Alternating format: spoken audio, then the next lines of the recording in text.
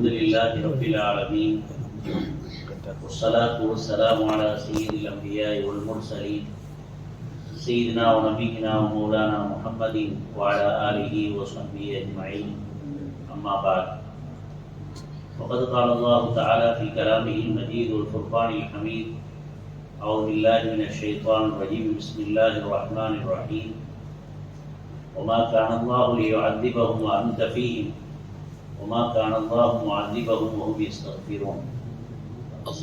وقال نبينا صلى الله عليه وسلم أقربكم مني منزلة يوم القيامة أكثركم علي الصلاة أو كما قال عليه الصلاة والسلام. اللهم صل على سيدنا ونبينا مولانا محمد وعلى آل سيدنا ونبينا ومولانا محمد كما صليت على إبراهيم وعلى آل إبراهيم إنك حميد مجيد. اللهم بارك على سيدنا محمد وعلى آل سيدنا محمد كما باركت على إبراهيم وعلى آل إبراهيم إنك حميد مجيد.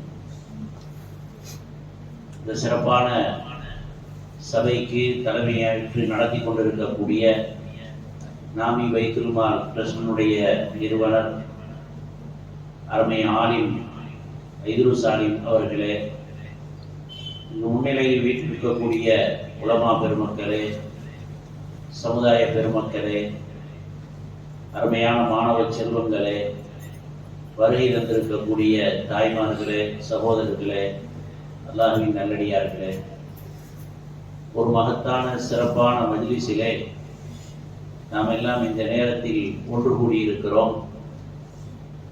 இந்த நேரத்திலே மாணவிகளினாலும் மாணவர்களினாலும் அவர்களுடைய குடும்பத்தினராலும் ஓதப்பட்ட 4,35,00,000 ஸலவாத்துக்களை ஈசால தவாபு செய்யக்கூடிய மஜ்லிஸ், அதுவும் இந்த காலத்திலே இப்பொழுது நடக்கக்கூடிய இந்த சூழலிலே, இன்றைக்கு நம்முடைய நாட்டிலேயும் சரி உலகளாவிய ரீதியிலும் சரி பலவிதமான பிரச்சனைகளுக்கு நம்முடைய சமூகம் முகம் கொடுத்து கொண்டிருக்கக்கூடிய இந்த நேரத்திலே இப்படிப்பட்ட ஒரு நல்ல நிகழ்வை இந்த இளம் சிறார்களை வைத்து இந்த மதரசாவிலே ஏற்பாடு செய்யப்பட்டிருப்பது மிக பொருத்தமான ஒரு நிகழ்வாக நமக்கு தெரிகிறது.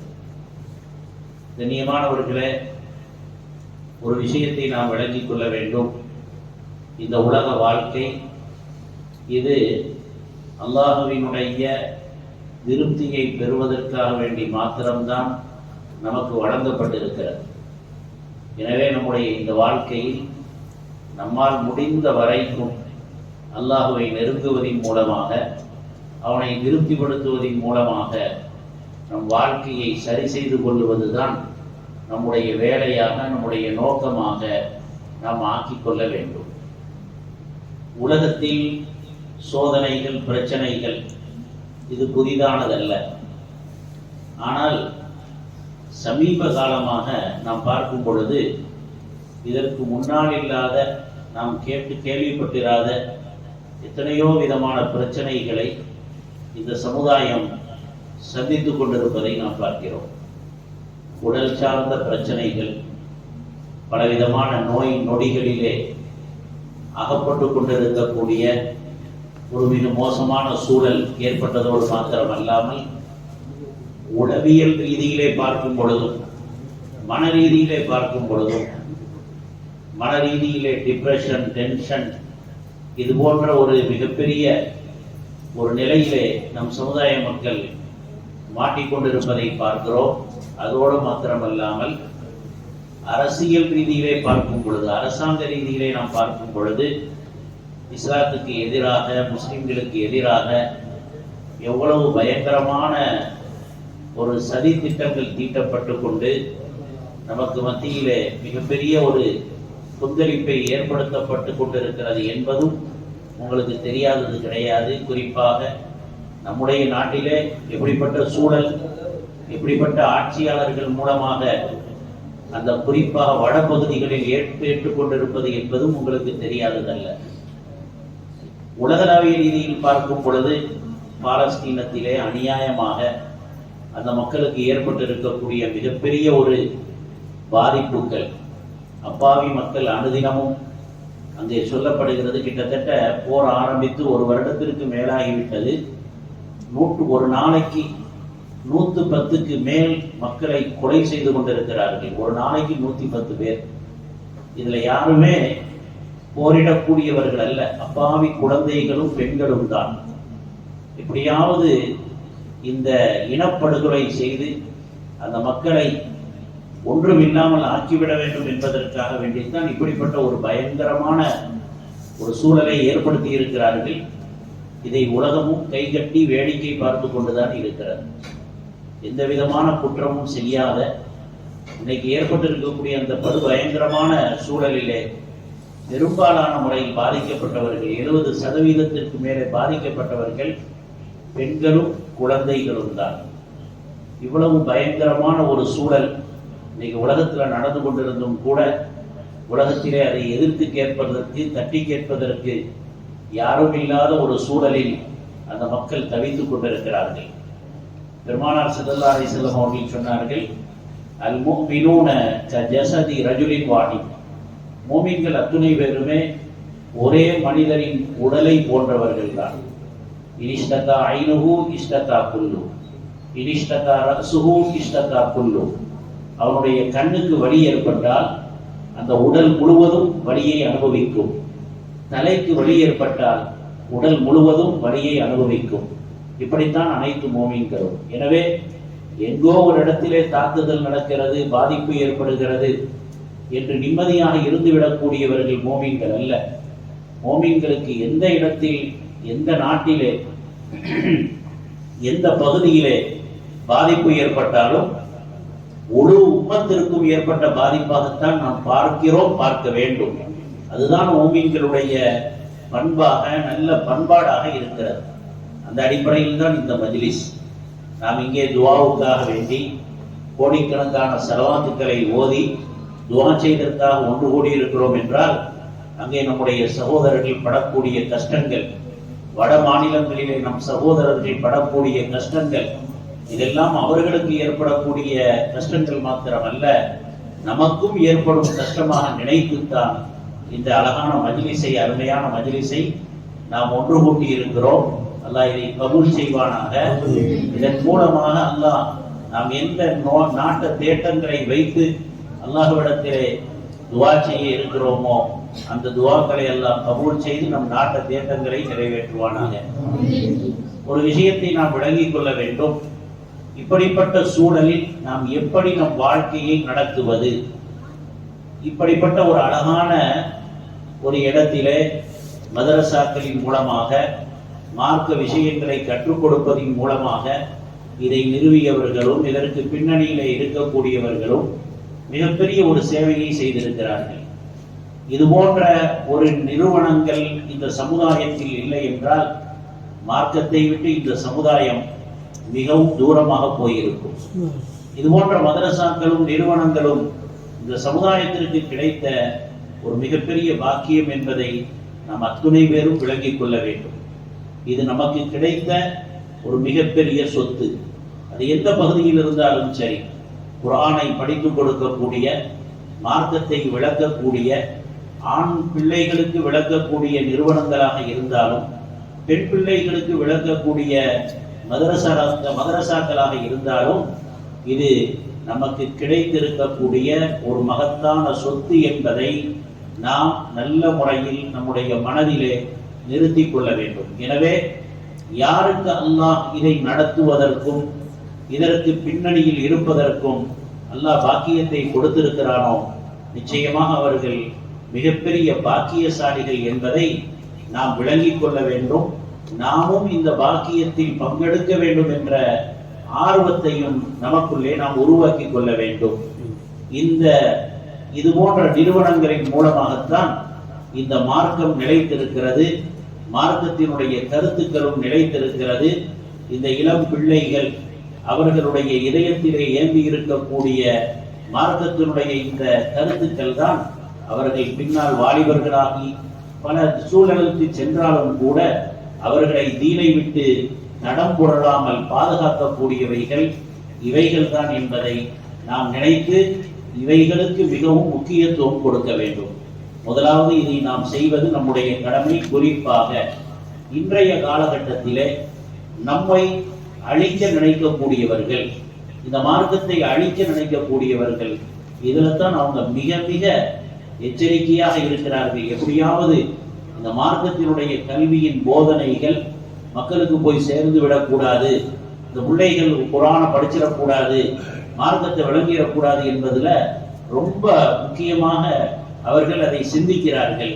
அதற்கு எத்தனையோ பல சதி திட்டங்களை தீட்டுகிறார்கள். அதற்கு எதிராக நாம் இந்த பிள்ளைகள், நம்முடைய மஹல்லாவில் இருக்கக்கூடிய எந்த பிள்ளையும், அது ஆண் பிள்ளைகளாக இருந்தாலும் பெண் பிள்ளைகளாக இருந்தாலும், குர்ஆனை ஓதாத பிள்ளைகள் என்று யாரும் இருக்கக்கூடாது.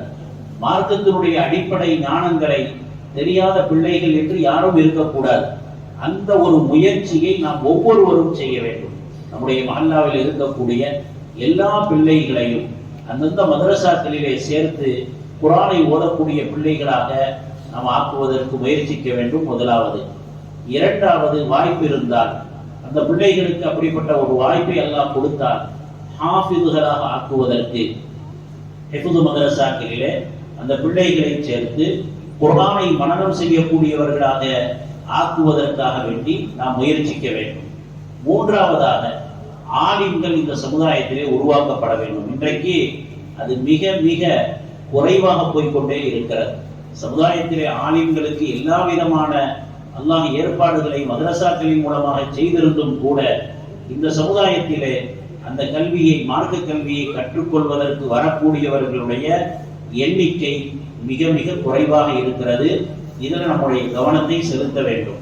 இன்றைக்கு பாலஸ்தீனத்திலே நடக்கக்கூடிய இவ்வளவு பெரிய படு பயங்கரமான சோதனைகளுக்கு பின்னால் இன்னைக்கு ரிப்போர்ட் வருது. என்ன சொல்றாங்க அப்படின்னு கேட்டா, இன்றைக்கு உள்ள செய்தி, அந்த யூத படையினர்கள் நாங்கள் பாலஸ்தீனத்தில் இருக்க மாட்டோம், எங்களால் இதற்கு மேல் போரிட முடியாது என்று அவர்கள் போர்க்கொடி தூக்கி இருக்கிறார்கள். இது இன்றைக்கு வந்த செய்தி. அவர்களால் நாங்கள் ஒரு வருஷமாக இருந்து விட்டோம், எங்களால் இந்த இடத்தில் எங்களால் இனிமேல் போர் செய்ய முடியாது. ஏனென்றால் அவர்கள் மிகப்பெரிய உளவியல் தாக்கத்திற்கு ஆளாக்கப்பட்டிருக்கிறார்கள். பல பேர் மனநல சிகிச்சைக்காக வேண்டி சேர்க்கப்பட்டிருக்கிறார்கள். ஒரு படையிலே 12 பேர் இருக்க வேண்டும் என்று சொன்னால் 12 பேர் கூட கிடைக்கவில்லை, வெறும் 5-6 பேர் தான் இருக்கிறார்கள். அவர்கள் இதனால் தான் இன்னைக்கு லெபனான்ல ஏற்பட்டிருக்கக்கூடிய அந்த போர் நிறுத்தம் கூட ஒரு நிர்பந்தத்தில் தான். ஆனா இன்னைக்கு மீடியாக்கள் அதை எல்லாத்தையும் நமக்கு காட்டுறதே கிடையாது. அவங்களுக்கு என்ன பாதிப்பு ஏற்பட்டிருக்கிறது என்பதை மீடியாக்கள் நமக்கு காட்டுறதில்லை. அவர்களுடைய எந்த குறைகளையும் வெளிப்படுத்தாத மாதிரி என்னமோ முஸ்லிம்களுக்கு தான் அங்கே லெபனான்ல இருக்கக்கூடிய அல்லது பாலஸ்தீனத்தில் இருக்கக்கூடிய முஸ்லிம்களுக்கு மட்டுமே பாதிப்பு ஏற்பட்டதை போன்று காட்டிக் கொண்டிருக்கிறார்கள். அவர்களுக்கும் அல்லாஹ் மிகப்பெரிய பாதிப்பை கொடுத்திருக்கிறான். அது மூடி மறைக்கப்பட்டிருக்கிறது. அதனால் இன்னைக்கு மிகப்பெரிய உளவியல் ரீதியாக பாதிக்கப்பட்டு இன்னைக்கு அவங்க சொல்றாங்க, எங்களால இங்க இதுக்கு மேல இருக்க முடியாது. ஆனால் அந்த மக்கள், பாலஸ்தீன மக்கள் இன்று வரைக்கும் உறுதியாக இருக்கிறார்கள். ஆயிரக்கணக்கான, பல்லாயிரக்கணக்கான மக்களை பலி கொடுக்கப்பட்டு விட்டது. லட்சக்கணக்கான மக்கள் பாதிக்கப்பட்டிருக்கிறார்கள், வீடு இழந்திருக்கிறார்கள். சொல்ல போனால் முற்றிலும் காசா அது அழிக்கப்பட்டு விட்டது. இந்த சூழலிலும் கூட அவர்கள் மன உறுதியோடு இருக்கிறார்கள். என்ன காரணம் என்று மேற்கத்திய உலகம் ஆச்சரியமாக பார்க்கிறது. இவ்வளவு பெரிய பாதிப்புக்கு பிறகும் கூட இந்த மக்களிடத்தில் இவ்வளவு பெரிய ஒரு தைரியமும் மன வலிமையும் இருக்கிறது. என்ன காரணம் என்று ஆய்வு செய்யும் பொழுதுதான் அவர்கள் கண்டுபிடித்திருக்கிறார்கள், இவர்களிடத்தில் இருக்கக்கூடிய ஒரே ஆயுதம் அல் குர்ஆன். குர்ஆனை இவர்கள் பற்றி பிடித்தது. ஏன்னா காசாவை நீ எடுத்து பார்த்தீங்கன்னா எந்த வீட்டிலும் ஹாஃபிதுகள் இல்லாத வீடுகள் கிடையாது. எத்தனை பிள்ளைகள் இருந்தாலும் குர்ஆனை மனனம் செய்த பிள்ளைகளாகத்தான் இருப்பார்கள். இவ்வளவு போர் நடந்து கொண்டிருக்கக்கூடிய மத்தியிலும் கூட நீங்கள் சமூக வலைதளங்களிலே செய்திகளை பார்க்கலாம். குர்ஆனை ஓதக்கூடியவர்களாக, குர்ஆனை மனனம் செய்யக்கூடியவர்களாக அந்த ஆண்களும் பெண்களும் இருக்கிறார்கள் என்பதை சமுதாயம் இன்னைக்கு செய்திகளின் மூலமாக பார்த்து கொண்டிருக்கிறது. அப்ப இது நமக்கு மிகப்பெரிய ஒரு படிப்பினை. இந்த சமுதாயம் என்றைக்கு குர்ஆனை பற்றி பிடிக்குமோ, குர்ஆனுடைய கல்வியை பற்றி பிடிக்குமோ, அன்றைக்கு எப்படிப்பட்ட மிகப்பெரிய சக்தி வந்தாலும் அவர்களை அழிக்க முடியாது என்பதற்கு கண்கூடான நிதர்சனமான முன்மாதிரியாக அவர்கள் திகழ்கிறார்கள். ஒரு விஷயம், அதனால் நாம் இந்த நேரத்திலே உறுதி எடுத்துக் கொள்ள வேண்டும். இந்த குர்ஆனுடைய மதரசாக்களில் நம் பிள்ளைகள் சேர்க்கப்பட வேண்டும். நம்முடைய பிள்ளைகள் குர்ஆனை மனனம் செய்த ஹாஃபிதுகளாக ஹாஃபிதாக்களாக உருவாகுவதற்கு ஒவ்வொரு வீட்டிலும் முயற்சிக்க வேண்டும். குறைந்தபட்சம் மஹல்லாவில் இருக்கக்கூடிய ஒவ்வொருவரும் நினைக்க வேண்டும், என் வீட்டிலிருந்து ஒரு ஹாஃபிதாவது இருக்க வேண்டும் என்ற அந்த உறுதியை இந்த இடத்திலே எடுத்துக்கொள்ள வேண்டும். ஒரு விஷயம். இரண்டாவது, இன்றைக்கு நடக்கக்கூடிய இந்த நிகழ்வு 4 கோடிக்கு மேலே ஸலவாத்துக்கள் ஓதி பெருமானார் ஸல்லல்லாஹு அலைஹி வஸல்லம் அவர்கள் மீது ஸலவாத்துக்கள் ஓதப்பட்டிருக்கிறது. இதனுடைய சிறப்பை விளங்கிக் கொள்ள வேண்டும். இந்த சமுதாயத்திற்கு எப்பொழுதெல்லாம் ஆபத்து ஏற்படுகிறதோ பெருமானார் ஸல்லல்லாஹு அலைஹி வஸல்லம் அவர்களுடைய தொடர்பு இருக்கும் வரைக்கும் அல்லாஹ்வினுடைய வேதனை இந்த சமுதாயத்துக்கு இறங்காது. இது அல்லாஹ் கொடுத்த வாக்குறுதி. வமா கான அல்லாஹு லியுஅதிபஹும் வ அன்த ஃபீஹிம். நபியே, நீங்கள் இருக்கிற வரைக்கும் இந்த மக்களை நாம் வேதனைப்படுத்த மாட்டோம் என்று அல்லாஹ் தஆலா சொல்லி காட்டி இருக்கிறார். அப்ப அந்த அடிப்படையிலே நாயகம் ஸல்லல்லாஹு அலைஹி வஸல்லம் அவர்கள் இருக்கிற வரைக்கும் அல்லாஹ்வுடைய பாதுகாப்பு இந்த உம்மத்துக்கு இருந்தது. பெருமானார் ஸல்லல்லாஹு அலைஹி வஸல்லம் அவர்கள் நம்மை விட்டு பிரிந்து சென்றாலும் கூட அவர்கள் தான் நம்முடைய நபி. அவர்களுடைய தொடர்பு நமக்கு இருந்து கொண்டே இருக்க வேண்டும். அவர்களுடைய தொடர்பை ஏற்படுத்துவதுதான் இந்த சமுதாயத்திற்கு மிகப்பெரிய பாதுகாப்பாக இருக்கிறது. நாயகம் ஸல்லல்லாஹு அலைஹி வஸல்லம் அவர்களுடைய தொடர்பை ஏற்படுத்துவது என்று சொன்னால் அவர்களுடைய வாழ்க்கை வழிமுறையை முழுமையாக நம்முடைய வாழ்க்கையிலே நாம் கொண்டு வர வேண்டும். அவர்களுடைய சுன்னாக்களை நம்முடைய வீடுகளிலும் சரி, நாம் இருக்கக்கூடிய எல்லா இடங்களிலும் அந்த சுன்னாக்களை கடைபிடிக்க வேண்டும். சுன்னத்துகளை, அன்றாட சுன்னத்துகள், ஒவ்வொரு செயலிலும் உறங்க செல்வதிலிருந்து விழித்ததிலிருந்து உறங்க செல்லும் வரைக்கும் என்னென்ன வாழ்க்கையினுடைய விஷயங்கள் இருக்கிறதோ அனைத்தையும் அல்லாஹ் நாயகம் ஸல்லல்லாஹு அலைஹி வஸல்லம் அவர்களுடைய விஷயத்திலே பதிவு செய்திருக்கிறார். எந்த அளவுக்கு என்று சொன்னால் பெருமானார் ஸல்லல்லாஹு அலைஹி வஸல்லம் அவர்களுடைய உச்சந்தலையிலிருந்து உள்ளங்கால் வரைக்கும் அவர்களினுடைய உடல் அமைப்பு எப்படி இருக்கும் என்பது கூட பதிவு செய்யப்பட்டிருக்கிறது. ஹதீஸிலே பார்க்கிறோம், நாயகம் ஸல்லல்லாஹு அலைஹி வஸல்லம் அவர்களுடைய தலையிலும் தாடியிலும் 16 அல்லது 17 வெள்ளை முடிகள் இருந்தது. இதுவரைக்கும் பதிவு செய்யப்பட்டிருக்கிறது. யாரும் நம்முடைய தலையில எத்தனை வெள்ளை முடி இருக்குது நமக்கு தெரியாது. அது கூட நாம எண்ணி பார்த்திருக்க மாட்டோம். ஆனால் பெருமானார் ஸல்லல்லாஹு அலைஹி வஸல்லம் அவர்களுடைய வாழ்க்கையை மாத்திரம் பாதுகாக்கப்படவில்லை, அவர்களுடைய வார்த்தைகள் மாத்திரம் பாதுகாக்கப்படவில்லை, அவர்களுடைய தோற்றத்தை கூட அல்லாஹ் சஹாபாக்கள் மூலமாக நமக்கு பாதுகாத்து தந்திருக்கிறான். எதற்காக வேண்டி என்றால் நம் வாழ்க்கையில் நாம் அவர்களை பின்பற்ற வேண்டும் என்பதற்காக. எனவே நம்முடைய வாழ்க்கையிலே நாம் ஒவ்வொரு நேரத்திலும் அந்த சுன்னாவை சரியான முறையிலே பின்பற்றக்கூடியவர்களாக இருக்க வேண்டும். அதற்கு அடுத்ததாக நாயகம் ஸல்லல்லாஹு அலைஹி வஸல்லம் அவர்களுடைய தொடர்பு அவர்கள் மீது சொல்லக்கூடிய ஸலவாத்துக்களின் மூலமாக அதிகரிக்க வேண்டும். நம் வாழ்க்கையிலே அதிகமாக ஸலவாத்துக்கள் சொல்லக்கூடியவர்களாக நாம் மாற வேண்டும். நமது வீடுகள் திலாவத்துடைய வீடுகளாக, திக்ருடைய வீடுகளாக, தீனுடைய மஜ்லிஸ்களுடைய வீடுகளாக நமது வீடுகள் இருக்க வேண்டும். இன்னைக்கு எல்லா வீட்டிலையுமே ஒருவிதமான மார்க்கத்திற்கு முரணான பலவிதமான செயல்கள் உள்ளே நுழைந்து விட்டன. அதனால் வீடுகள்ல நிம்மதி இல்லை, மார்க்கத்தினுடைய பற்று இல்லை. அங்கே வளரக்கூடிய பிள்ளைகள் சரியான முறையில் வளர முடியவில்லை. ஆனால் அந்த வீடுகளில் அல்லாஹ்வை கொண்டு வாருங்கள், ரசூலை கொண்டு வாருங்கள், குர்ஆனை கொண்டு வாருங்கள்.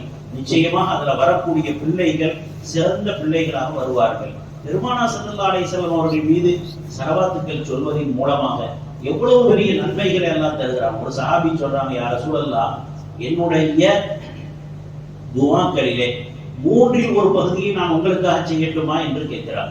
ரசூலுல்லாஹி ஸல்லல்லாஹு அலைஹி வஸல்லம் நல்லது, அதை விட அதிகரித்துக் கொண்டால் உமக்கு நல்லது என்று சொன்னாங்க. அப்படி என்றால் நான் பாதி துஆவை உங்களுக்கு செய்யட்டுமா? நான் கேட்கக்கூடிய துஆக்கள்ல பாதியை நான் உங்களுக்காக வேண்டி செய்யட்டுமா? நல்லது, அதிகரித்தால் இன்னும் நல்லது. அப்போ 3இல் 2 பகுதி அதுவும் நல்லது. அப்ப அவங்க சொன்னாங்க மறுபடியும், நான் கேட்கக்கூடிய துஆக்களை எல்லாம் உங்களுக்காகவே நான் கேட்டு விடவா என்று கேட்டார்கள். அப்படி என்றால் நபி ஸல்லல்லாஹு அலைஹி வஸல்லம் சொன்னாங்க, இதன் யுக்ஃபா ஹம்முக் வ யுக்ஃபரு தம்புக், உன்னுடைய எல்லா பிரச்சனைகளும் எல்லா கவலைகளும் தீர்ந்துவிடும், உன் எல்லா பாவங்களும் மன்னிக்கப்பட்டு விடும். அப்ப நாம் எந்த அளவுக்கு அதிகமாக ஸலவாத்துக்கள் சொல்கிறோமோ அந்த அளவுக்கு நம்முடைய பாவங்கள் மன்னிக்கப்படுவதோடு மாத்திரமல்லாமல் உலகத்தில் இருக்கக்கூடிய எல்லா பிரச்சனைகளுக்கும் தீர்வு ஏற்பட்டுவிடும் என்று நாயகம் ஸல்லல்லாஹு அலைஹி வஸல்லம் அவர்கள் சொல்லி தந்திருக்கிறார்கள். குத்புத்தீன் பக்தியார் காக்கி ரஹ்மத்துல்லாஹி அலைஹி நம்ம கேள்விப்பட்டிருப்போம். இந்தியாவில் வட இந்தியாவில் வாழ்ந்த ஒரு பெரியார் காஜா மொய்னுத்தீன் சிஷ்தி ரஹ்மத்துல்லாஹி அவர்களுடைய சீடர். அவர்களுடைய வழமை இருந்தது, ஒரு நாளைக்கு 3000 தடவை 3000 முறை அவர்கள் ஸலவாத்து சொல்வார்கள். அவர்கள் சாதாரணமாக ஒரு நாளைக்கு 3000 முறை ஸலவாத்து சொல்வார்கள். கொஞ்ச நாள் அவர்களுக்கு அது விடுபட்டு விட்டது, ஏதோ ஒரு காரணத்தினால் அது செய்ய முடியாம போயிருச்சு. அப்போ இன்னொரு மனிதருடைய கனவிலே நாயகம் ஸல்லல்லாஹு அலைஹி வஸல்லம் வந்து சொன்னார்கள், பக்தியார் காக்கியினுடைய அன்பளிப்பு கொஞ்ச நாளா வர்றதில்லையே, என்னன்னு கேளுங்க என்று சொன்னார்கள். அது சொல்லப்பட்டதற்கு பிறகு பக்தியார் காக்கி ரஹ்மத்துல்லாஹி அலைஹி ரொம்ப கவலைப்பட்டார்கள். எனக்கு இதை செய்ய முடியாம போயிருச்சு, அப்ப நாம் ஸலவாத்து சொல்கிறோம் என்றால் நாயகம் ஸல்லல்லாஹு அலைஹி வஸல்லம் அவர்களுக்கு நம்மால் என்ற ஒரு சின்ன அன்பளிப்பை கொடுக்கிறோம். இதனால ரசூலுல்லாஹி ஸல்லல்லாஹு அலைஹி வஸல்லம் சந்தோஷப்படுகிறார்கள். ரசூலுல்லாஹி ஸல்லல்லாஹு அலைஹி வஸல்லம் சந்தோஷப்பட்டால் அல்லாஹ்வினுடைய அருள் நம் மீது இறங்குகிறது. அதனாலதான் நபி ஸல்லல்லாஹு அலைஹி வஸல்லம் சொன்னாங்க, நாளை மறுமையிலே எனக்கு மிக நெருக்கமாக இருப்பவர் யார் என்றால், உலகத்தில் யார் அதிகமான முறையில் என் மீது ஸலவாத்து சொன்னார்களோ அவர்கள் தான் நாளைக்கு மிக நெருக்கமாக இருப்பார்கள் என்று சொல்லி காட்டி இருக்கிறாங்க. அதே மாதிரி ரசூலுல்லாஹி ஸல்லல்லாஹு அலைஹி வஸல்லம் சொன்னாங்க, உங்களில் என் மீது ஒருத்தர் ஒரு ஸலவாத்து சொன்னால் அல்லாஹ் அவருக்கு 10 அருளை செய்கிறான். அதனால் நான் இந்த ஸலவாத்து மஜ்லிஸ்ல இருக்கக்கூடிய இந்த நேரத்திலே ஒரு விஷயத்தை நம்முடைய உள்ளத்துல எடுத்துக்கொள்ள வேண்டும். வாழ்க்கையில் இருக்கக்கூடிய பிரச்சனைகள், கஷ்டங்கள், கவலைகள், துன்பங்கள், துயரங்கள், இவைகள் எல்லாவற்றிற்குமே அல்லாஹ் இந்த ஸலவாத்திலே மருந்தை வைத்திருக்கிறான். அன்றாடம் ஸலவாத் ஓதக்கூடியவர்களாக குறைந்தபட்சம் காலையிலும் மாலையிலும் ஒரு 100 தடவை ஸலவாத்து சொல்வது என்ன குறைஞ்சிட போகுது? பெருமானார் ஸல்லல்லாஹு அலைஹி வஸல்லம் அவர்களுக்கு நம்ம வேற என்னதான் கைமாறு செய்துவிட போகிறோம்? நமக்காக தங்கள் வாழ்க்கையை அர்ப்பணித்தவர்கள், மறுமை வரைக்கும் நம்மை சொர்க்கத்துல கொண்டு போய் விடணும் என்பதற்காக தங்களை முழுமையாக அர்ப்பணித்த அந்த அண்ணல பெருமானார் ஸல்லல்லாஹு அலைஹி வஸல்லம் அவர்களுக்கு நம்ம என்ன செஞ்சிருக்கிறோம்? ஒன்றுமே செய்யவில்லை. குறைஞ்சபட்சம் அன்றாடம் நம்முடைய வீட்டுல நாமும் நம்முடைய பிள்ளைகளும் அன்றாடம் ஸலவாத் ஓதக்கூடிய அந்த வடமையை ஏற்படுத்திக் கொள்ள வேண்டும். இது இந்த நல்ல நேரத்திலே நாம் பெற வேண்டிய சில படிப்பினைகள். அல்லாஹ் தஆலா இந்த நல்ல மஜ்லிஸை கபூல் செய்வானாக. இன்று ஓதப்பட்டிருக்கக்கூடிய இந்த ஸலவாத்தின் மூலமாக நாட்டிலே ஏற்பட்டிருக்கக்கூடிய உலகளாவிய ரீதியில் ஏற்பட்டிருக்கக்கூடிய எல்லா கஷ்டங்களையும் அல்லாஹ் நீக்கி அருள்வானாக.